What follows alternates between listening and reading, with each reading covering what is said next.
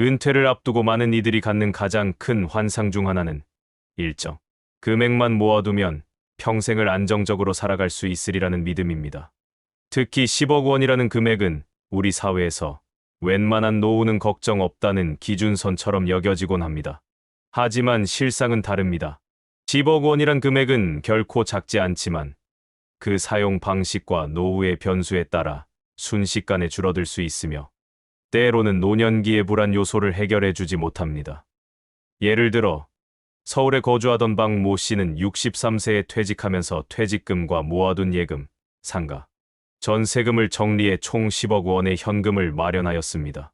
그는 이 정도면 나머지 인생은 걱정 없겠다는 생각으로 소형 아파트를 매입하고 나머지 자금은 은행에 정기예금으로 넣었습니다. 초반에는 매달 나오는 이자 수익으로 충분히 생활이 가능했고 문화센터 수강이나 가벼운 여행도 다닐 수 있었습니다. 하지만 3년이 지나며 현실은 급변했습니다. 첫째로, 금리는 점점 낮아졌습니다. 처음 가입했던 연 4%의 예금 이자가 만기가 되자 재가입 시점엔 2%도 채 안 되는 이유를 제시받았습니다. 이자 수익이 반토막이 나자 생활비에도 영향을 주기 시작했습니다. 여기에 물가는 매년 꾸준히 상승하였습니다. 식료품, 공공요금, 건강보험료가 올랐고 기존에 쓰던 생활비로는 점점 빠듯해졌습니다. 더 큰 문제는 예상치 못한 큰돈 지출이었습니다. 아들이 결혼을 앞두고 전셋집을 구해야 했고 박 씨는 아버지 된 도리로 2억 원을 지원했습니다. 딸도 자녀 양육비와 육아로 힘들어하자 1년에 몇 천만 원씩 보태주다 보니 가족을 도와준 돈만 해도 34억 원에 달했습니다. 자녀를 돕는 마음은 순수했지만 본인의 노후를 지키는 데는 큰 부담이 되었습니다. 그 사이 박 씨 부부의 건강에도 문제가 생겼습니다. 아내는 무릎 연골 수술로 몇 차례 병원 입원을 하게 되었고 박 씨 본인은 당뇨 진단을 받고 매달 병원을 오가야 했습니다. 국민건강보험이 있어도 실손보험 청구가 까다롭고 비급여 항목이 늘어나며 병원비 부담이 컸습니다. 정기적인 건강검진, 약값, 통원치료, 각종 영양제까지 합하면 한 달에 50만 원 이상이 의료비로 지출되었고 여행과 문화생활은 자연스레 끊겼습니다. 처음 10억 원을 손에 쥐었을 때는 우리 부부는 충분하다고 믿었습니다. 그러나 5년이 채 지나지 않아 남은 자산은 절반 이하로 줄었고 매달 불어나는 고정비와 불안한 건강 상태, 자녀의 경제적 독립 지연으로 인해 심리적 불안감은 더욱 커졌습니다. 이 사례는 단순히 한 사람의 문제가 아니라 지금 이 순간에도 많은 중산층 은퇴자들이 겪고 있는 현실적인 문제입니다. 과거와 달리 금리가 낮고 평균 수명이 길어졌으며 자녀의 독립 속도는 늦어지고 있습니다. 은퇴 후 최소 20년, 길게는 30년을 살아야 하는 시대에 10억 원은 결코 무한한 자산이 아닙니다. 결론적으로 노후는 얼마를 모았는가 보다 어떻게 쓸 것인가가 훨씬 중요합니다.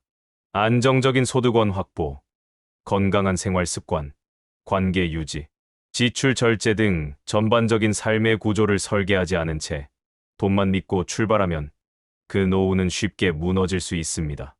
10억이라는 숫자보다 그것을 어떻게 관리하고 어떤 삶의 방향을 유지할 것인가가 진짜 노후 준비의 핵심입니다.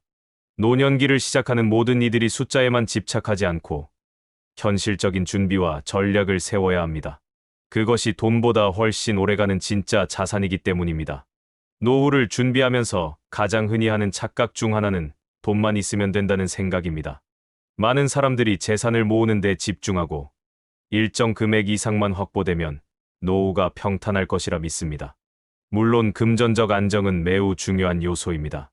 하지만 돈이 전부는 아닙니다. 오히려 건강과 인간관계, 그리고 정서적 안정이 갖춰지지 않으면 돈이 있어도 행복한 노년을 보내기 어렵습니다. 서울 강남의 한 고급 실버타운에 입주한 72세. 이모 씨는 은퇴 직후 수십 년간 모은 자산을 활용해 프리미엄 요양시설에 들어갔습니다. 그곳은 호텔처럼 화려한 인테리어, 개인 간병 시스템, 매일 다른 식단, 수영장과 피트니스 센터까지 갖춘 곳이었습니다. 입주 당시 그는 여기선 노후가 즐겁겠다는 희망에 들떠 있었습니다. 하지만 몇 달이 지나자 그는 점점 우울해졌습니다. 아침에 일어나도 대화를 나눌 사람이 없고 하루 종일 말을 섞는 이가 요양보호사뿐인 날이 이어졌습니다. 가족들은 바쁘다는 이유로 거의 찾아오지 않았고 동년배 입주자들 역시 각자의 생활에 집중하고 있어 깊은 관계가 형성되지 않았습니다. 생활은 편했지만 사람 사이의 온기와 정서적 교류가 사라진 삶이었습니다. 그는 결국 이렇게 말했습니다. 돈은 많은데 하루하루가 너무 외롭고 공허합니다. 누군가와 소소하게 웃으며 밥 먹는 게 더 그립습니다. 이 사례처럼 아무리 좋은 환경과 서비스가 갖춰져 있어도 사람과의 연결이 없으면 삶은 점점 무기력해집니다. 실버타운, 요양병원, 전원생활 등 여러 선택지 중 일부는 생활 인프라는 잘 갖춰져 있지만 정서적 거리감은 오히려 커지는 역설을 낳기도 합니다. 또한 노후에는 건강이 핵심 변수가 됩니다. 건강하지 않으면 아무리 돈이 많아도 활용할 수 없습니다. 고급 식사를 준비해도 소화가 되지 않으면 의미가 없고 여행 계획을 세워도 무릎이 아프면 집에서 쉬어야 합니다. 병원비, 약값, 보조기구, 간병 등 예상치 못한 건강 관련 지출이 늘어나는 것도 돈만으로는 감당하기 어려운 영역입니다. 실제 70대 후반의 김 모 씨는 평생 교직 생활을 하며 모은 연금과 퇴직금으로 자녀에게 기대지 않고 자립적인 삶을 이어가고 있었습니다. 그러나 3년 전 갑작스러운 뇌졸중으로 반신마비가 되었고 이후 요양보호사와 재활치료에만 매달 수백만 원의 비용이 들어갔습니다. 그는 이렇게 말했습니다.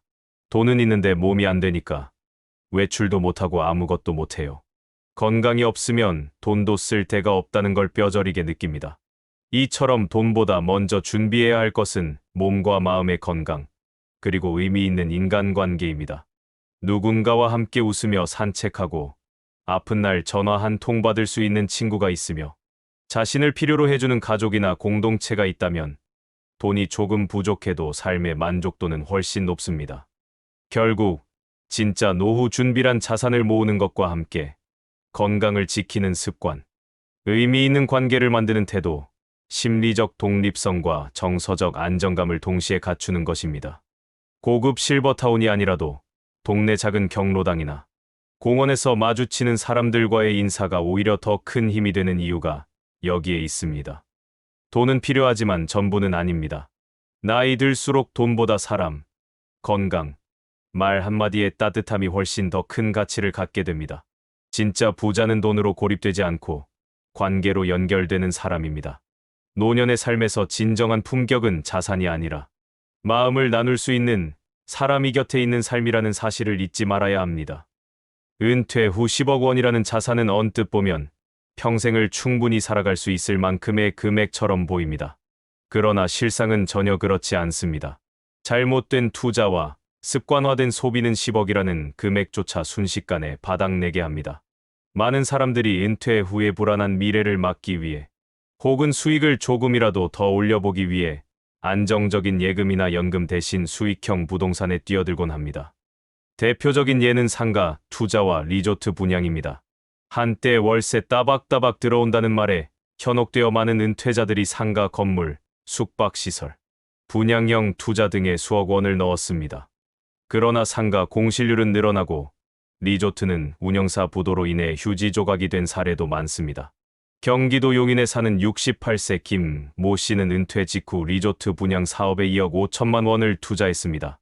처음에는 연 6% 수익이 보장된다는 말에 안심했지만 2년 만에 분양사가 문을 닫으면서 원금 회수는커녕 재산의 절반 이상을 잃었습니다. 또 다른 큰 손실의 원인은 자녀에게 빌려준 돈입니다. 부모 입장에서는 결혼자금, 전세보증금, 창업자금 등을 도와주는 것이 당연하다 생각하지만 이 돈이 다시 돌아오지 않을 확률이 매우 높습니다. 실제로 많은 부모들이 자녀에게 돈을 건넨 뒤 부담을 느껴 갚지 못하거나 돈 얘기 꺼내는 것 자체가 가족 간의 갈등으로 번지는 상황을 경험하게 됩니다. 자녀는 받은 걸 빚으로 생각하지 않고 부모는 기다리다 지쳐서 포기하는 사례가 빈번합니다. 이로 인해 부모 자신의 노후가 위태로워지는 것입니다. 뿐만 아니라 사소한 지출도 무시할 수 없습니다. 은퇴 후에는 오히려 소득이 줄어들기에 소비를 줄여야 맞지만 처음엔 오히려 지출이 늘어나는 경우가 많습니다. 여유가 생겼다며 고급 외식, 여행, 취미에 돈을 쓰는 습관이 들면 한 달에 몇 백만 원은 금세 사라집니다. 65세 이 모 씨는 은퇴 직후 부부 여행을 다니고 자녀들과의 외식을 즐기면서 월 400만 원 이상을 지출했습니다. 처음엔 괜찮을 거라 생각했지만 2년이 지나자 예금은 빠르게 줄었고 결국 공과금과 병원비까지 부담스러워졌습니다. 이처럼 10억이라는 자산은 크다고 느껴지지만 은퇴 후의 장기적인 삶을 고려할 때 절대적인 금액은 아닙니다. 게다가 수명이 90세, 100세를 넘어가는 요즘 같은 시대에는 20년, 30년을 안정적으로 살기 위해선 단순한 금액보다 지속 가능성 있는 자산 활용 전략과 소비 습관의 변화가 중요합니다. 정리하자면 노후의 10억 원은 착각 속에서 사라지는 돈이 될 수도 있습니다. 잘못된 투자, 돌려받지 못하는 가족 간의 금전거래, 무심코 새는 일상 소비를 제대로 관리하지 못하면 금세 바닥을 드러냅니다. 진정한 노후 대비는 금액이 아니라 그 돈을 얼마나 오래 안정적으로 지킬 수 있는가에 달려 있습니다. 투자 전에 반드시 전문가의 조언을 듣고 수익보다 안정성과 유동성을 최우선으로 고려해야 합니다. 그리고 가족 간의 금전거래는 되도록 증여나 차용증 등의 법적 절차를 갖추어 분명한 경계를 만들어야 합니다. 마지막으로 매달 반복되는 지출을 체계적으로 관리하고 무리한 소비 습관을 줄이는 것이야말로 10억을 20년 이상 유지할 수 있는 유일한 방법입니다. 노년기에는 돈을 늘리는 법보다 지키는 법이 훨씬 더 중요합니다. 은퇴 후 10억 원이라는 자산을 손에 쥐었을 때 많은 사람들은 주변보다 넉넉하고 안정적인 노후를 기대합니다. 친구들보다 여유 있게 살 수 있을 것이라 믿고 적어도 부러움은 받지 않겠다는 자신감을 가집니다. 그러나 현실은 생각만큼 단순하지 않습니다. 비교는 끝이 없고 주변 시선은 만족보다 불안을 자극하는 경우가 더 많습니다. 처음에는 주위 사람들과의 모임에서 자연스럽게 소비 수준을 맞추려는 심리가 생깁니다. 친구들이 자주 가는 식당, 가전제품, 여행지 등을 나도 누려야 한다는 마음이 들고 그 과정에서 불필요한 지출이 늘어납니다. 명품 옷, 고급 골프장 이용, 자녀에게 과한 지원 등을 통해 나도 이 정도는 한다는 메시지를 주려 하지만 사실은 보여주기식 소비에 가까운 경우가 많습니다. 서울 강남에서 은퇴한 67세 장 모 씨는 처음 은퇴했을 때 10억 원의 퇴직금을 받아 누구보다 안정적인 노후를 꿈꿨습니다. 그러나 골프 모임, 고급 외식, 정기적인 해외여행 등을 친구들과 함께 하다 보니 매년 4천만 원 이상이 지출되었고 자녀 결혼 자금으로 3억 원을 지원한 이후 남은 돈은 절반으로 줄어들었습니다. 자산이 줄어드는 것이 두려웠지만 주변 사람들의 눈치를 보느라 소비를 줄이지 못했고 결국 5년 만에 큰 불안감에 시달리게 되었습니다. 문제는 돈이 줄어들수록 자존감을 지키기 위해 더욱 과시성, 소비에 의존하게 되는 악순환이 발생한다는 점입니다.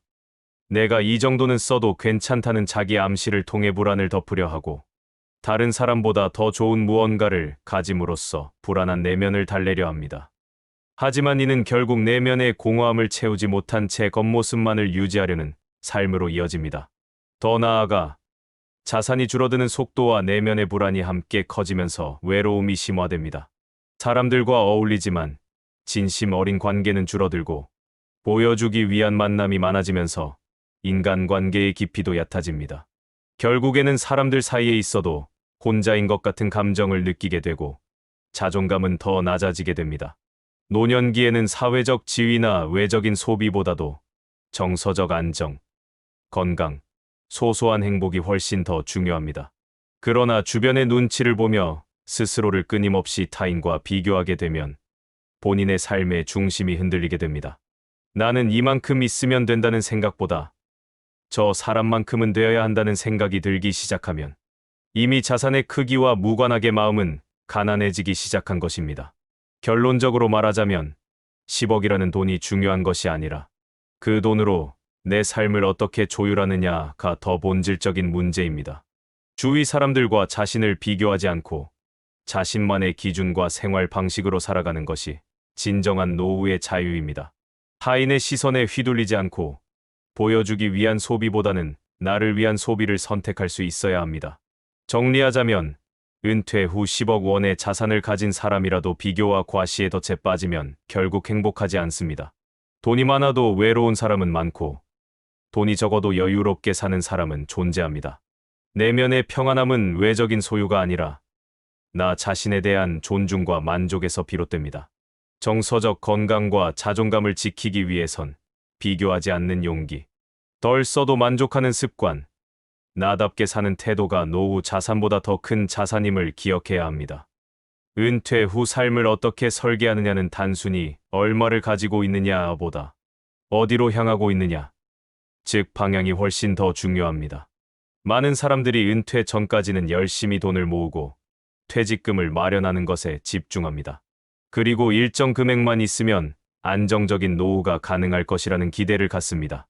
하지만 정작 중요한 것은 그 돈으로 무엇을 준비해 두었는가, 어떤 삶을 살 준비가 되어 있는가입니다. 10억, 20억의 자산이 있어도 준비 없이 노후를 맞이하면 그 돈은 금세 방향을 잃고 흩어집니다. 반면 자산이 많지 않아도 노후를 체계적으로 준비한 사람은 오히려 삶의 만족도가 높습니다. 이는 단순히 돈의 많고 적음이 아니라 노후에 대한 인식과 태도, 그리고 생활 습관의 차이에서 비롯됩니다. 노후 준비의 본질은 건강, 인간관계, 일상 루틴, 주거 환경, 감정 관리 등 삶의 질을 좌우하는 요소들을 조율하고 실천하는 능력에 있습니다. 예를 들어, 건강이 무너지면 돈은 아무 의미가 없습니다. 수천만 원이 통장에 있어도 병원 침대 위에 누워 아무것도 하지 못한 채 외롭게 보내는 날들은 결코 풍요롭지 않습니다. 따라서 가장 먼저 준비해야 할 것은 건강을 위한 루틴입니다. 매일 일정한 시간에 일어나고 간단한 스트레칭이나 산책을 하며 제철 음식으로 소박하지만 균형 잡힌 식사를 하는 것만으로도 신체적 리듬은 안정됩니다.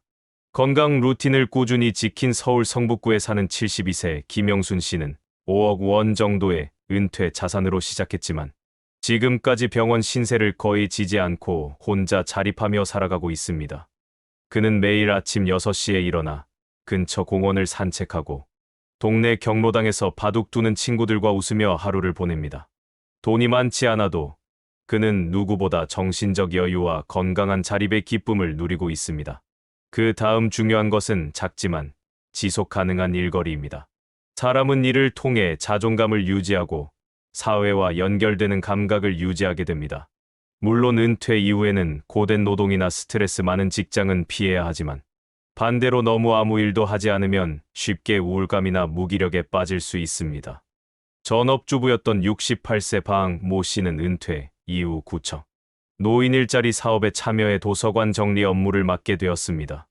주 3회, 하루 3시간 일하면서 매달 30만 원 정도의 수입을 얻고 있으며 무엇보다 출근할 곳이 있다는 게 이렇게 소중한 일인지 몰랐다고 말합니다. 일은 단순히 수입을 위한 수단이 아니라 존재감과 책임감을 회복하게 만드는 통로입니다.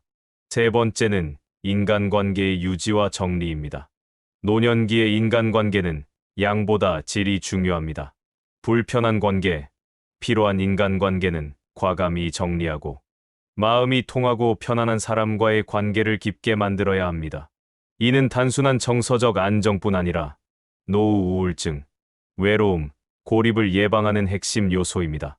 카카오톡 친구는 200명이 넘지만 실제로 차 한 잔 마실 사람이 없다는 말처럼 겉으로 보이는 인간관계보다 하루에 한 번이라도 진심을 나눌 수 있는 사람이 있는지가 훨씬 더 중요합니다. 네 번째는 주거의 안정성입니다. 전세, 월세와 같은 불안정한 거주 형태는 은퇴 후 생활에서 큰 스트레스를 유발합니다. 이사에 대한 불안, 보증금 반환 문제, 임대인의 변심 등 다양한 변수들이 삶의 안정감을 흔들 수 있습니다. 따라서 가능하다면 작더라도 자가주택을 마련하거나 장기 임대가 가능한 공공임대주택을 선택하는 것이 훨씬 안정적인 선택입니다. 주거는 단순히 잠만 자는 공간이 아니라 정서적 회복과 안전의 기반이 되는 삶의 중심이기 때문입니다. 마지막으로 가장 근본적인 노후 준비는 지금보다 더 나아지는 삶을 향한 비전을 품는 것입니다. 많은 사람들은 은퇴를 인생의 끝처럼 느끼지만 실제로는 새로운 자유의 시작이기도 합니다. 하루 종일 일에 치이던 삶에서 벗어나 내 마음대로 시간과 관계를 설계할 수 있는 시기입니다. 이 시기를 단순히 소비하는 시간으로만 쓰지 않고 나만의 목표나 소소한 프로젝트를 계획해 실행해보는 것만으로도 삶은 훨씬 활기차게 달라집니다. 유튜브에 글을 써 올리는 할머니, 그림을 배우기 시작한 할아버지, 복지관에서 어르신들을 위해 책을 읽어주는 자원봉사자까지 이들의 공통점은 더 나은 나로 살아가고자 하는 태도였습니다. 결국 노후 준비의 핵심은 돈이 아니라 방향입니다. 그 방향은 내가 어떤 삶을 원하고 무엇을 중시하는가에서 시작되며 그것이 곧 일상의 루틴과 습관, 선택에 반영됩니다. 돈이 있다고 해서 좋은 노후가 자동으로 보장되지는 않습니다. 오히려 돈이 많을수록 삶의 방향이 명확하지 않다면 더 큰 혼란을 초래할 수 있습니다. 반대로 돈이 많지 않더라도 삶의 방향이 분명하다면 그 길을 향해 나아가며 의미 있는 삶을 살아갈 수 있습니다. 노후는 정해진 것이 아니라 지금 이 순간부터 만들어가는 과정입니다. 준비는 돈을 모으는 데서 끝나는 것이 아니라 내 삶을 어떤 모습으로 설계할지를 고민하고 실천하는 과정입니다. 건강, 관계, 일, 거주, 감정, 그리고 삶의 의미까지. 이 모든 것이 어우러져 비로소 진짜 노후 준비가 완성되는 것입니다. 그러므로 결론은 분명합니다. 돈보다 중요한 건 방향입니다. 방향이 있으면 길은 보이고 그 길 위에 삶은 피어납니다.